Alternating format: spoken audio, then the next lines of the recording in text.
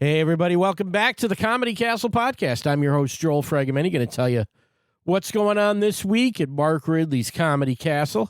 Should be a fun week with Joe Machi returning. We're going to tell you we've got an old interview with Joe, but we've got a new interview, too. We'll get into that in a second, all right? I got new stuff for you. Let's start with Wednesday, December 3rd. The 101 comedy class comes in at 7:30 p.m. Friends and family mostly for these classes, but always a fun show, seeing people, a lot of them on stage for the first time, having just finished the beginner comedy class with Bill Bouchard. So that's at 7:30 p.m. on Wednesday, December 3rd. Also, comedy class information. People have been asking me about all the classes. You can always call the club at 248-542-9900 and inquire about when the next classes are starting. I will tell you the advanced comedy class with me starts January 10th. So that's, I don't know, 5 weeks from now, right? Yeah. January 10th. That's a Saturday at 12:30. If you've done a little bit of comedy and want to take it further, maybe you've done the 101 comedy class and want to take it a little further, sign up for the advanced comedy class. We'll get you going on a career in stand-up comedy, teach you how to do it professionally, make you better, make you understand the business a lot more. That's what we do in the advanced comedy class. I love doing it. I want you guys to sign up for that. If you feel like you need a little help in stand-up, sign up for the advanced comedy class. Yeah, call the club at 248-542-9900. And beginner comedy classes are starting all the time. I think they may be done for December, but in January there'll be new ones with Bill Bouchard. So if you've never done stand-up or you have a friend or family member that you think would be good at stand-up comedy, you can gift them the beginner comedy class. But again, call the club at the number I just gave. That's Wednesday. Thursday, Joe Machi. The great Joe Machi comes in at 7:30 p.m. That's our Thursday show. 2 shows on Friday, 7:15 and 9:45 are those shows. And then Saturday night, 7 p.m. and 9:30. So that's December 6th. So December 4, 5, and 6 for Joe Machi. Diego Atanasio, he is the feature act this weekend. And JeCorey Hawkins is the MC. JeCorey's the interview I did for this week. So I talked to JeCorey Hawkins, a young comic from Flint, on this week's show. He did a great job talking to me. He's one of the he. If I had to pick one guy that I thought was going to be a star in comedy going forward, that is on the Michigan comedy scene, that's not already headlining shows, I think I'd pick JeCorey. I think he's that good. He's got great personality. He's super funny. He's a professional. And it was a pleasure to talk to him today, and I really think he's going to be an asset on this show this weekend. So get there early to see JeCorey.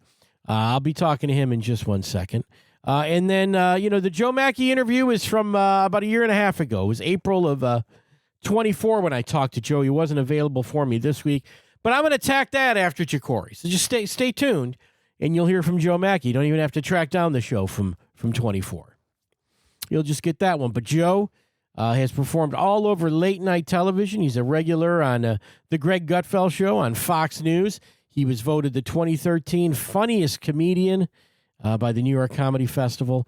And just accolades up. He's unique. He's got accolades up and down. Everyone in comedy thinks Joe Machi is one of the funniest guys, and I agree with that. You'll hear that in the interview, so stay tuned after JeCorey, all right? That's that. Should we just go to the interview? No, stop. I made my point, and now there's nothing else to say. Oh, here's what I talk. I talked to Joe about. I know we talked about live podcasts. Well, we didn't like those. We talked about awkward rides to the airport when you're a comedian. You got to deal with those. We try to not make these awkward interviews, but it's a fun talk with Joe. So stay tuned for that. But JeCorey, I talked to JeCorey about starting out in comedy. He was funny in high school, but he wasn't the class clown. We'll talk about how he went Detroit to L.A. last year, the big competition, and went out to L.A. to do those shows. And he's done some shows in L.A., Atlanta. He's all about he can work clean, but it's maybe not his favorite, but he'll do it. He wants you to book him for your holiday party. So come out this weekend. We'll also talk about social media. Well, I think JeCorey's really funny on social media. And I think you guys should give him a follow, all right? We'll put the link up on comedycastlepodcast.com so you can find JeCorey, all right? Sound good? That's our show. The interviews will just kind of go from one to the other, and then I'll wrap it up a little bit for you at the end. Here's JeCorey Hawkins, everybody.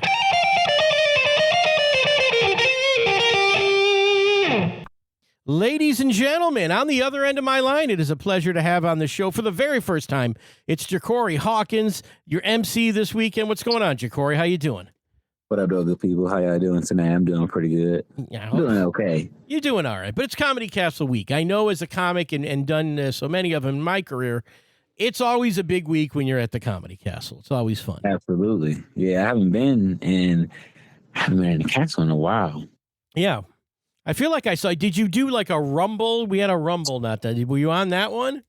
No, I wasn't on the most recent Rumble. I think I only did the Rumble. I did it a while ago. It's been a minute since I was on a Rumble. I think the last time I was supposed to be there, I think was for Detroit to LA. But yeah, we had a snowstorm and I couldn't make it out, unfortunately. Yeah, I was going to ask you, what is your Detroit to LA? You haven't won that, right? Officially? No, I won that. What year is this? 2023, I think. Oh, okay, you did win it in 23. Yeah, wait. No, I won last year because I went to LA. Oh, okay. Last year. Nice. Yeah, 24. I knew you did. I knew you always did so well in that thing that if you hadn't won it, it's like, how did you not win? Yeah. That's kind of how I feel. Third time was a charm, though. Yeah, but you're a guy that, and I think even the last time I saw you at the club, I thought this to myself. I'm like, he's getting better. Like, because some guys, they come out and they're hot. I don't know how many years you've been in the business. How long have you been doing it? I've been doing it, so technically since 2019, so that's 6 years. Yeah. But COVID hit right after. COVID hit, so yeah. And so I got consistent probably like 2020 was COVID. Probably like 22, I think, is when I started to be consistent. Yeah, so you're a young guy. But some guys, I see them and they just, it's not, I don't know. They're just, they regress or they feel like they got to write a whole new act and do all, and it's like, you're always good, man. I'm so impressed by you. Oh, man, I definitely appreciate that, man. That means a lot coming from you. Yeah. And it's not only just your material, which is hilarious, but you have a great, like, you're smiling on stage. You're like happy to be up there, it seems like. Yeah, it's a lot of fun. Yeah. That's like some of my like funnest moments, being on stage, having a nice little moment with the crowd. I definitely enjoy it. And people like you when they see you, which is completely the opposite of when I hit the stage. I done made a couple crowds mad myself. Well, you can always do that, but at least you're starting from, hey, this guy's smiling and we want to like him. Yeah, you can turn him, but at least you got him. When I walk on stage, I don't have him. I got to get him. When you walk on stage, you got him. That's the difference. Gotcha. Yeah, it's definitely it's fortune. I don't know what makes it. Well, it's who you are. I don't know. I mean, I think I'm a nice guy, but sometimes people look at me and I don't think that. Yeah, I don't know. I think I learned how to work a room in school. Oh, in school. All right. Tell us about that. Yeah, I went to a big high school, so I got used to a lot of people, just being around and kind of like that I think that broke me out of my shell a little bit. And then when I went to college, I was like kind of free, and it was like, started to socialize. I joined a fraternity, and I feel like all of those things just kind of built me into like a more extroverted person, even when I'm introverted a lot. Yeah. Would you say you were the class clown in high school? Would people call you that? Not the class clown. No. Like, you knew I was funny if you talked to me. Mm-hmm. But if I didn't say anything to you, you probably didn't really know I was funny. Yeah. Some people were surprised that I was like funny if they weren't around me. It's like, I be funny sometimes. Right. So it depends. And I think that makes for a better comedian than the class clown. I think the class clown is annoying. I think the class clown is a guy who can't keep his mouth shut. Yeah, unless they're genuinely funny. Mm-hmm. Like a genuinely funny class clown is like, all right, I get it because you're funny. Everybody gives them a pass because it's good. But if you're like a class clown that's just annoying, it's like, all right.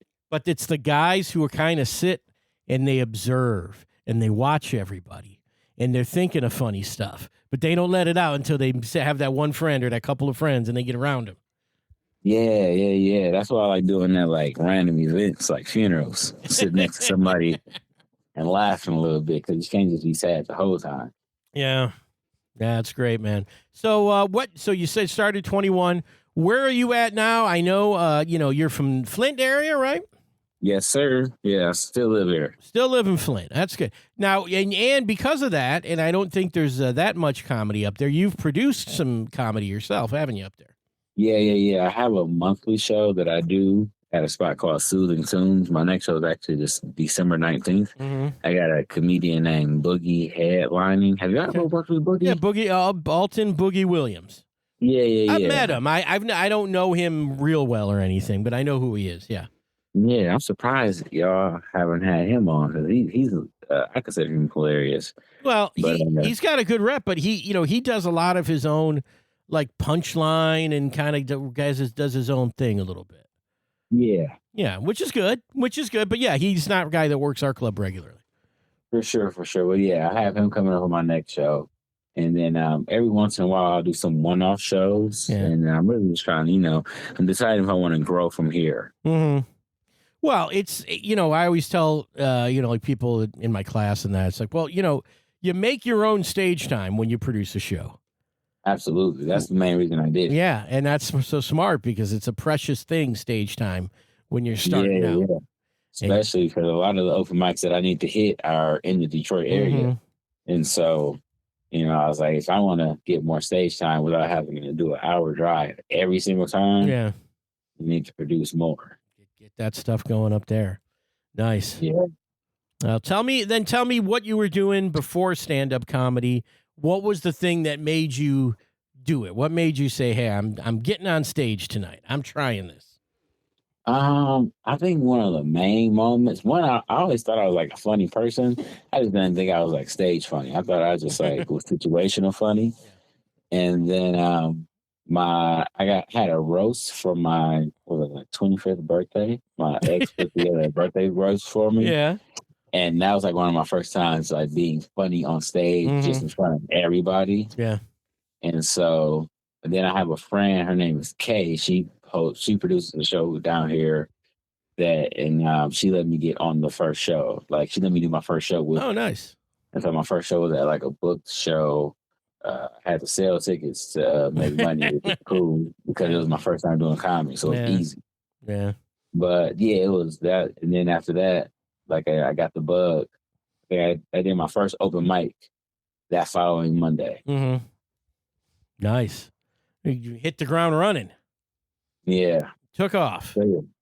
Yeah. And then from there, it's just been, trying to grow. Absolutely. I decided to like, I love it a little bit differently now. At first, it was just exciting. Now it's kind of like an art form that I truly appreciate. Mm-hmm. Yeah, it's fun. Yeah. And then, so where have you been with comedy? Where's it taken you? You went to L.A. Tell us about that experience. Yeah, so I went to L.A. with you all. Well, I did the Flappers. I did the Burbank Comedy Festival. Mm-hmm. And that was cool, like just to be in a different, like completely different location, brand new people. I actually knew one person down there just by chance. Yeah.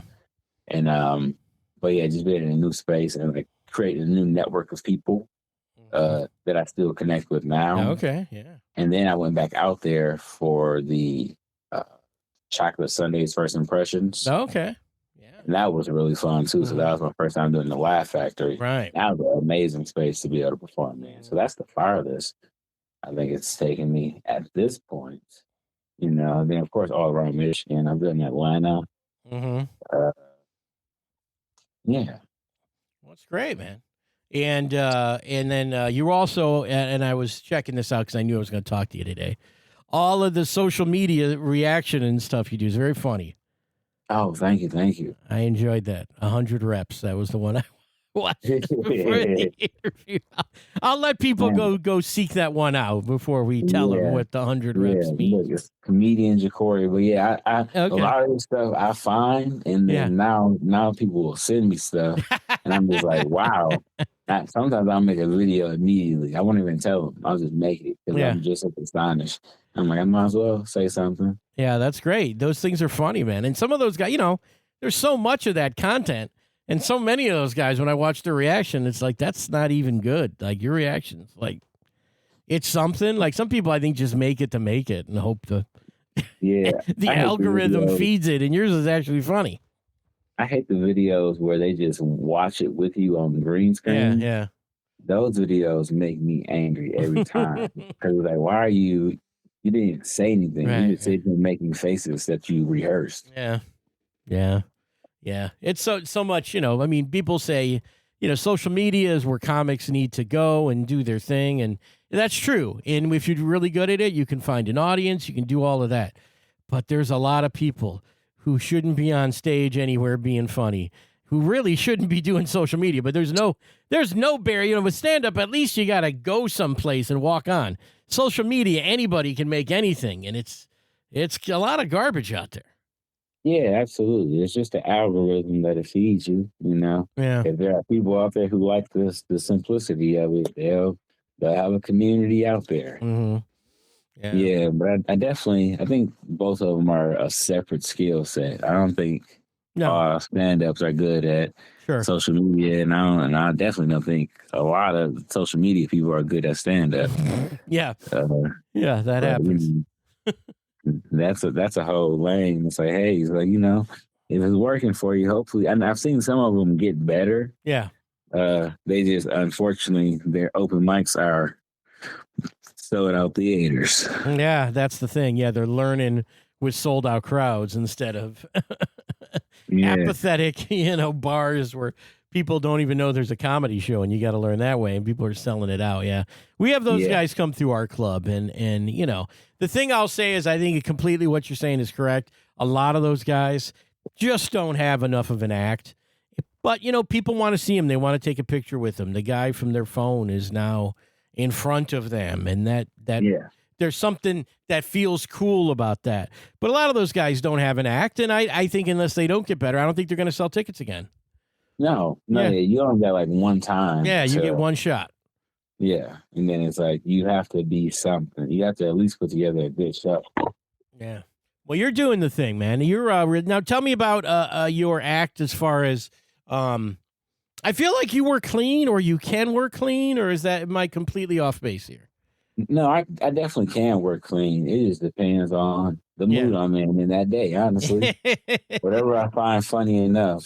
If I got a new joke that I really like, then, I might not be clean, but I can. But they can. But they could book you for a church show if they wanted to. Yeah, absolutely. I've done a couple church shows. Yeah, there you go. Those were fun.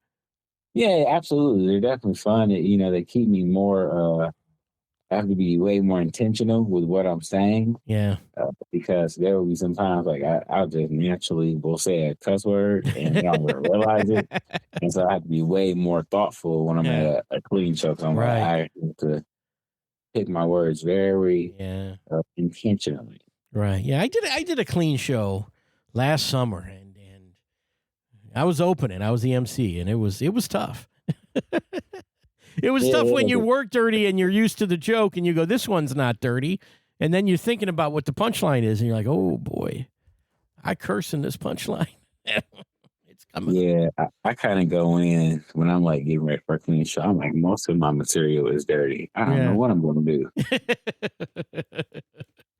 Talk to me. I figure it out. You do. And then people, I've even had this where you go like, I'll just talk to the crowd. And then you end up swearing at the crowd. Yeah, you got to find the moments that's just close to dirty in the crowd without it being too bad. Well, this weekend you can do it. You can say whatever you want.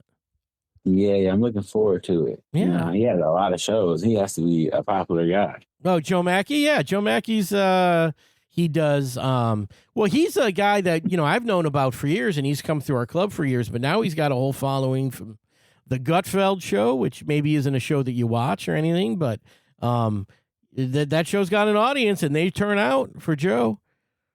Okay, and, that's cool. They're probably not your people in that sense, but I think they're gonna love you. Yeah. I've done my first time MCing was with Dave Landau. Yeah. And I feel like his crowd is much different than what I'm overall used to. But I work with Mike Ball. Yeah. And he does shows like Northern Michigan. So, I work with diverse populations at this point. If you could do well with Dave Landau, you do well on those Northern Michigan shows, you're going to be great. You're going to do all right. Nothing to be afraid of. Everything in between. Go out and be you. Yeah, that's the goal. Go out there, have a good time, man. We gotta laugh. But you got to get through that MC spot. That's always a challenge at the castle. You've done it. You know what it's Yeah, like. I've emceed a couple times. Yeah, MCing's hard, but you're good at it.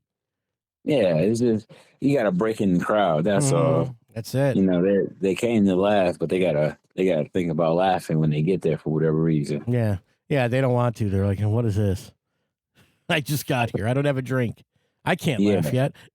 Absolutely. They're still getting settled in and decompressing from outside. Yeah. But your personality wins them over. That's how I see it. Yeah, that's the goal. You just gotta trick them into laughing sometime. Well, who was your big influence? What comedian would you say that was the guy for you that made you want to do stand up, or the guy you thought was the best at it?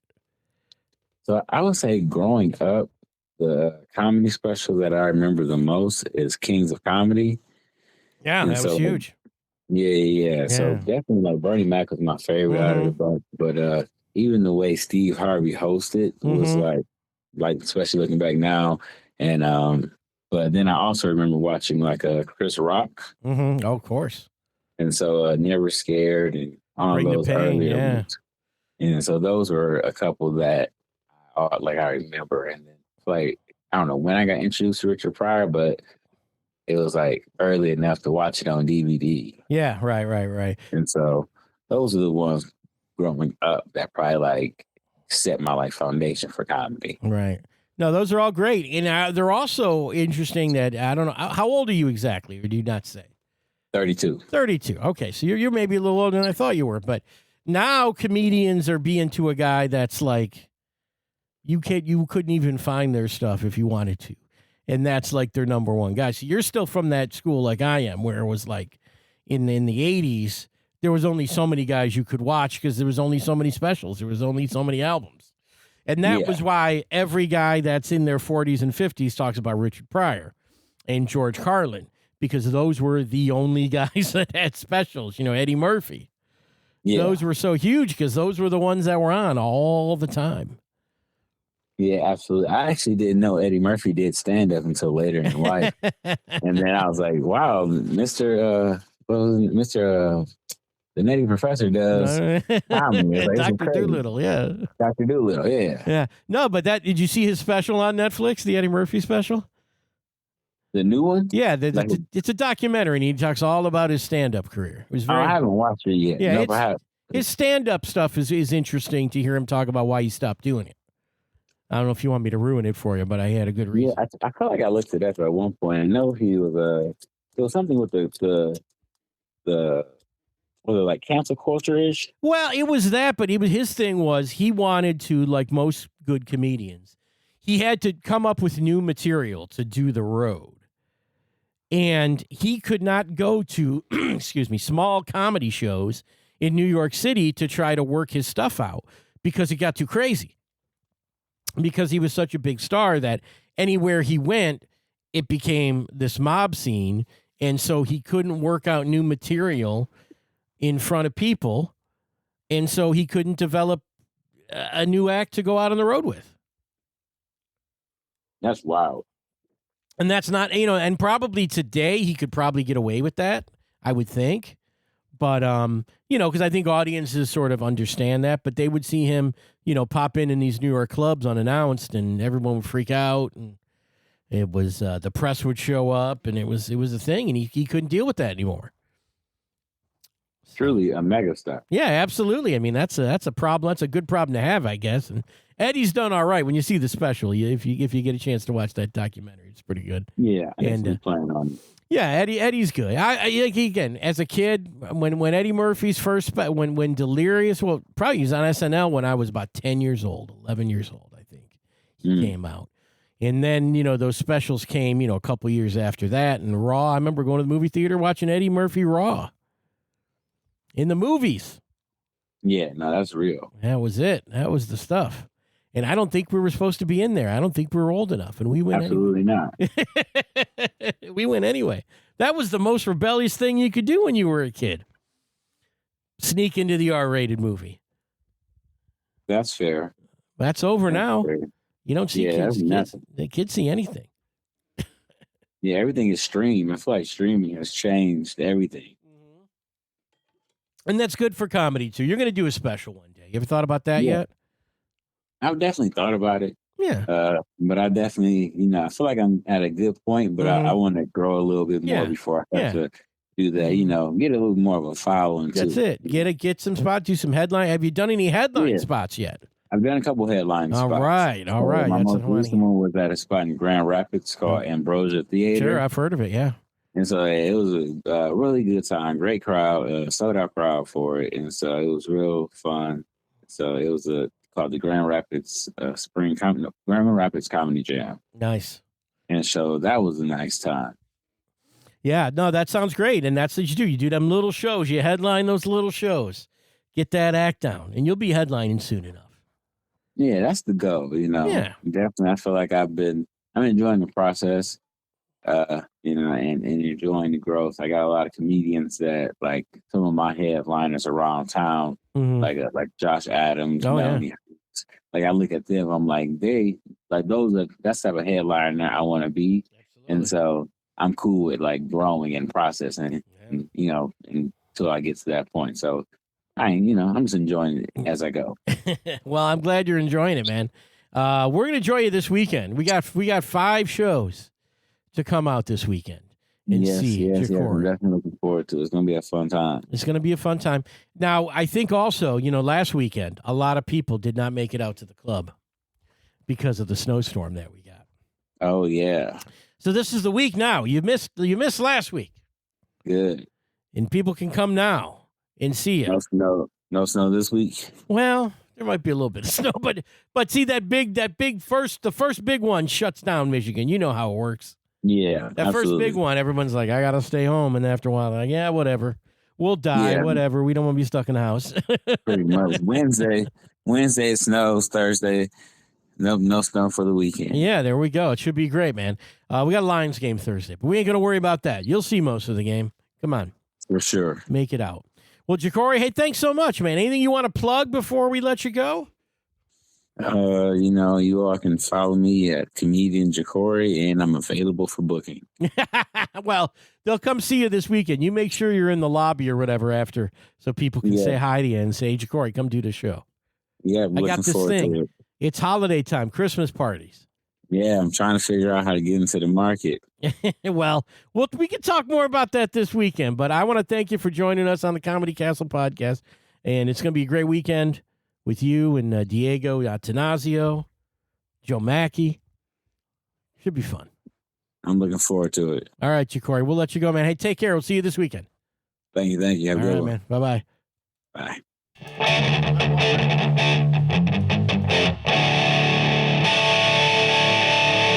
Ladies and gentlemen, it is a pleasure to finally have on my phone here Mr. Joe Machi. How you doing tonight, Joe? I'm well. How are you? I'm doing well. This was a call that took some doing, so I'm glad you did that for me, and then I had to tell you I wasn't ready. We were sort of being very polite but rude at the same time. Busy schedules. We had a podcast at the club tonight, and we're getting more of those. Oh, yeah. And they're kind of not my favorite shows. I think they suck. To be fair. It's it's like you're going to see why would I go to a comedy club to see an unplanned comedy show? I could go see a planned comedy show. Exactly. But let me ask before you talk shit on this one. We had maybe you've been a guest on this one. I'm just guessing here because it's the Don't Call Me White Girl podcast. Have you been a guest on that one? Never heard of it, and good for them doing what they do, exactly. And maybe it's fine. But I've been on those live podcast shows myself, yeah, and I'd rather be at a comedy show or telling my own jokes. You'd rather be anywhere else than the live podcast. Yeah, I just think it's not better than the jokes we wrote. Exactly, that's how I feel. Exactly, you got great jokes, man. You're one of my favorites. Oh, thank you. And I've told you that. We've met. I worked at the club a long time. I've driven you to the hotel. Done that one. Yeah, we had that pleasure. Yep. I vaguely recall like the cab driver left or something. It might how am I going home? Yeah, we used to keep the comics in sort of a remote location in Troy, but now we've got a nice, convenient one right in downtown Royal Oak for you now. Yep. And you'll be there. It'll be good. No awkward rides with me. Just this awkward talk. It's shocking how often, like, you get to the club and the worst part is getting from the hotel to the club. I know. I try not to be that guy because, I work at the club. I'm a comic myself, and I can relate on some level, but there's also guys that just don't want to talk. They're done. They've done two shows. They're tired. It's over. Well, it's not even that. It's like the one club used to have to use the hotel shuttle. Yeah, okay. I remember, like, I went down like an hour before the show. I'm like, how do I book the shuttle? I was like, oh, they'll be back soon. And they got back when the first act was on, and the club's like, where are you? And I'm like, well, the shuttle just got here. So it's like, they're dropping people off at Applebee's, and then they're going to be back for the headliner from the club.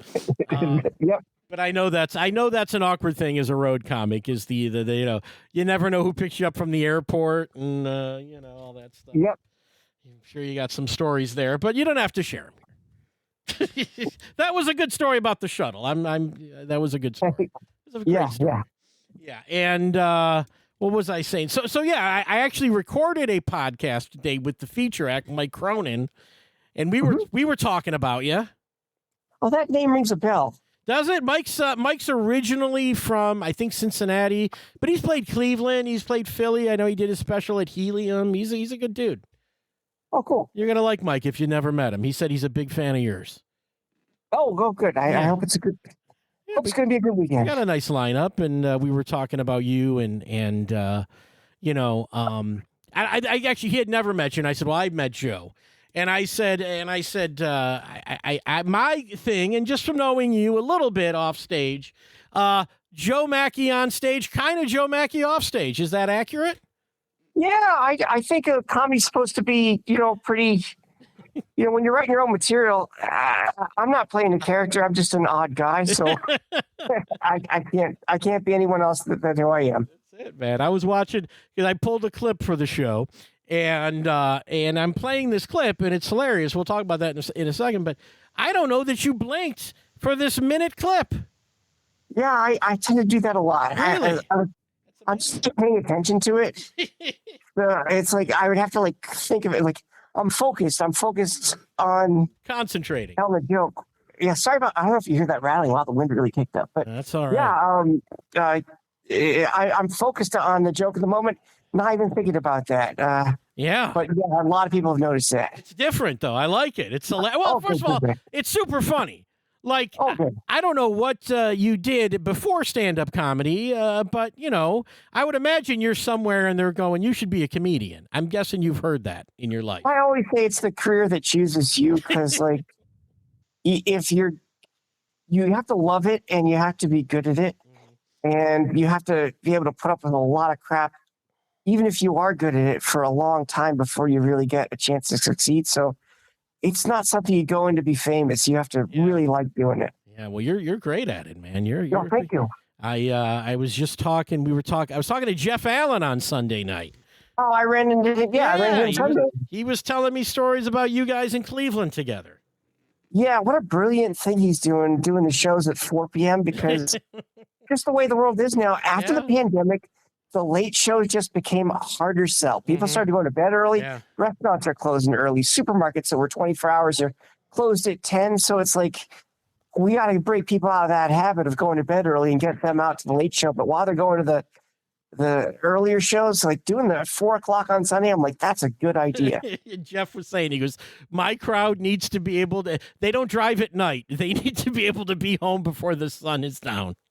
Yeah. And even if you don't, you're younger, it's like if there's no sports game that you're into on Sunday or like going out at 4 and being back at 6 or 7, it's a lot better for a lot of people than be back at 9 or 10 because you still got your regular Monday coming up. Yeah. And it's good. And I like that he was saying, too, that, you're doing some appearances on Fox News and getting known for that. And I said, well, that's great because completely different acts. I mean, completely different styles. Both you guys, both really funny guys. but you have some commonality in an audience apparently now. Yeah, I guess so. I'm on the show Gutfeld, which is like a comedy panel discussion, if you don't know it. I know, But I kind of have no rules as to what my show is. It's like people are always saying, "Oh, you got to find your voice." It's like if you write this and it conflicts, don't use it. I didn't care about any of that. Like I just thought if I think it's funny, I'll say it, and if it gets a laugh, I'll say it. All these people who make rules for how you do comedy usually didn't do comedy, so it's really not that important. Let me ask this, and I don't know the man or really how the show works. When you're on a show like Gutfeld, which I know is a popular show, do they say, "Hey, we're picking you because we know your politics leans a certain way," or they just want you to be you? They just want you to be you. No one ever tells you what to say. That's great. We have comedians on a lot, and some of them are pretty left, but if you really just tell jokes and have fun, I think it could be fun for anyone. Yeah, that's great. Terrific, man. And then I wanted to ask you this about your comedy, because as I'm watching this clip, I think I played the one about not bringing a baby into this world. I'm not going to do the whole bit. People will hear it later in the show. And I was just listening, and some of your other bits, especially like the baby Hitler thing, which I think is one of the best bits I've ever heard. You have this, you get people on your side with logic before you hit them with the punchline. It's so great. How did you come up with that style for jokes, or even just those particular jokes? It's so good. I write with a lot of logic. I used to do a lot of analogies when I was in elementary school and philosophy in college, which wasn't that helpful. Yeah. But like I don't know, I'm a linear thinker, and I think a lot of comedy is just an argument where you twist the logic a different way than you're normally hearing it. So it's like, okay, here's an idea, here's what most people think, and here's another supporting fact, and then boom, you twist the logic at the very end in a way that they don't predict, and that usually is the ingredients for a good joke. Yeah, it's like I want to disagree with you, but after all of that, I can't. I concede with my laughter and my applause to your thoughts, Joe. Yeah, and I find a lot of times where there's a conflict when you're doing a joke about politics or current events, it's where one of the things up front isn't like a stipulated fact. So then you're trying to get people to agree with logic where they don't have the same foundation. So you got to make that broad enough that people are like, yeah, I'm willing to go along with that. Because I want the jokes to be funny for everybody. Because I laugh at jokes that I don't agree with. It's just if the joke's funny, it's funny. If it's not, I think I could be on the jury of a comedian I didn't agree with their politics of. Yeah, I mean, it's such a fun thing to watch a comedian who makes you think something different. You know, you went to the show and your eyes were opened a little bit, at least to a fact, without, sometimes it's boring, I think, when a comic just has everybody that agrees with them. You know what I mean? There's some of those guys that are so right on, and then people are cheering and applauding everything they say. Yeah, it's like a guy. I mean, I support gay marriage, which isn't, I don't think, a courageous stand in 2024. And it certainly isn't in Manhattan. I saw a comedian say, like, I think homosexuals get married.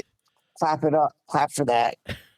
And I was like, are you kidding me? You're in New York City. It's like, that's the easiest stand anyone ever took. Like, and the joke really didn't need it. And it's just like, I guess it's, I also think it's kind of fun to take the side that I don't even agree with if I think I came up with a fun punchline. Yeah. So it's like, I don't know. It's just like my ultimate goal is to have fun and for the crowd to have fun. Yeah.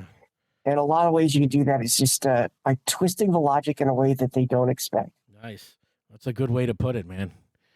Thanks. Good. How long you been doing comedy? When did you start? Really, I did a couple open mics here and there, but I moved to New York in 2006. Took a class and then, really was running from there. That was it. That's great. That's good to know. Because I teach comedy class, and I tell you, I said, look, you don't have to take a comedy class, but I think it can help you. I think it'll kind of get you on the way, having somebody to bounce your jokes off of. Yeah, I think so too. I don't think it's going to make you worse. Yeah. And it's like you're still going to be creative. If you're creative, you're going to figure out how to break the rules once you're pretty good. Mm-hmm. But just like someone taught Picasso how to hold a paintbrush, at the start, and then he was off and running. And I think the big problem some people have with comedy classes is that people were trading off their name because they worked for something, and like I can, it's like if you want to do this, you have. It's really going to help if you took this class, but it really wouldn't. Yeah. Or if people overpromised who was going to watch the graduation show. Oh. It's like, there's going to be agents there, and I'm like, I don't really think agents it's hard to get an agent to go to like your headlining set at Montreal. Yeah, it's right. like they're not just going to open mics. It's just not a real thing. We'll make 10% of this guy's bookings. Yeah. 10% of nothing for several years. It's like they don't want to waste their time either, so they're going to let the independent shows and then the clubs figure out who's funny, and then they're going to be like, okay, this is a good show. I'm going to go to that. That's it's kind of sucks that people are kind of embellished to take advantage of people who are the stream of being a comic. It's just it's like I think classes can be great. It's the overpromising that I don't like. I always tell my students, I say, when you're ready for an agent, they'll find you. Yeah, that's a good way of putting it. If you're making money, they're going to find you and take their chunk off of that. Yeah. Yeah. Yeah. No one who's really funny, like, I mean, I guess it happens, but like most of the time it's like, someone's going to be interested in you. Yeah, absolutely.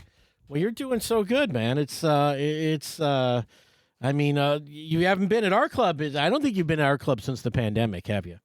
I made it here once a couple of years ago. Yeah, a few years ago. And I think certainly people are waiting to see you. It's going to be an exciting weekend. What do you do on the road to stay busy? Do you do anything? Do you write jokes during the day? I write jokes during the day. I write for Gutfeld Remote on Thursday or Friday. There you go. I'm working on a video game project with a company called Lethos. So it's just like I keep busy, and the thing I like to do around town is I like to go walk the town. Yeah. I've done so many tourist all the tourist things when I go to the city. Right. It's like I find you get like more ideas go through your head if you're just walking around. Yeah. Hopping into a coffee shop or going into the park. It's like, I don't know. It's like, it kind of sparks more thoughts than, you got to check out this donut shop. It's like, really, I like what you're doing, and I think that's great. I think Royal Oak's the place to do it. We got all kind of coffee shops. We got parks. Nice little town, yeah. And Detroit weather this weekend should be really good for you. Oh, nice. I'm looking forward to that because it was like beautiful here, and then it really turned south today. It rained a little yesterday, but now we're enjoying what we got. 78 degrees in late April. We'll take it. Yeah, but it's going to be miserable during all of my shows, so you might as well be inside. Oh, yeah. By the way, what I mean by that is it's been a nice night to go out and see some comedy this weekend with Joe Machi. No local sporting events are on TV either, so it's like, definitely want to check out the show. We had hundreds of thousands of people in town for the NFL draft last weekend. Oh, it was in Detroit. I didn't know that. Yeah, it was in Detroit. And we still had amazing crowds that came out all weekend. They weren't football fans. They just wanted to see a good show. We had Ian Bagg last week. This show, every bit is good. Oh, nice. Did he do a good mix of jokes and crowd work? Because he was really good at some organic crowd work. Yeah, he does both. He'll go in and out of material. He'll do the crowd work. That is, different. He doesn't just ask people what they do for a living or, how they met. He's asking them more sort of conceptual things, and it's brilliant. He thinks really fast, that guy. I always thought it was a different take on crowd work. It is, but at the same time, his audience now knows him from those little Instagram clips and the TikToks. Mm-hmm. He's doing that. How much of that are you doing? I hate it, but I do it as much as I can.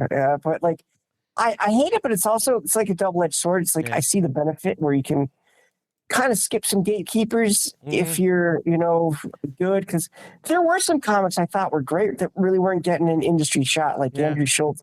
Okay. And it's like it's a way to get around that. It's just like you take the good with the bad. It's like there's a lot of crowd work clips that are just mediocre crowd work. But even if the clip's good, when you see the whole show might stink.